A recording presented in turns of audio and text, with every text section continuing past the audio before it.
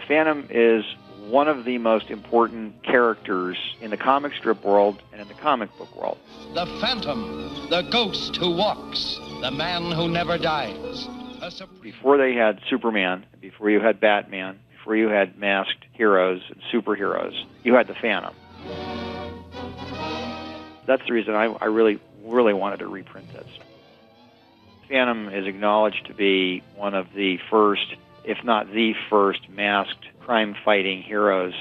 When they created superheroes in the late 30s, the Phantom was created by Lee Falk in 1936. And that's an interesting idea in 1936. Superheroes do that all the time now, but this was 1936 before people had seen this.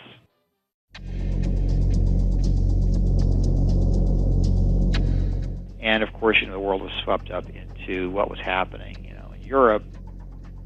He was confronting World War II issues before the United States became involved in World War II. And the Phantom confronts the Japanese,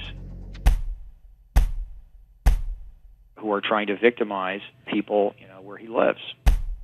And he's defending, all the local people against the Japanese.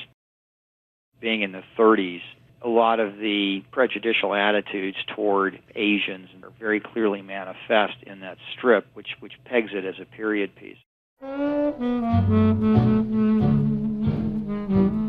First of all, the whole concept of the Phantom, it's a good myth. People like a good myth. The art is attractive because the people that did it had a very developed sense of craft, which sometimes jumped over into being art. And it was very rigorous, and these people were very serious about it. I mean, if you were a comic book artist, the biggest fantasy that you had was getting your own comic strip.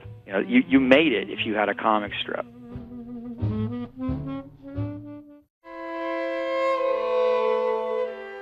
You can see how these artists were artists, that economy is important in terms of the way you tell the story and the way you ink it. Phantom is very unusual in that it is still an ongoing, running comic strip.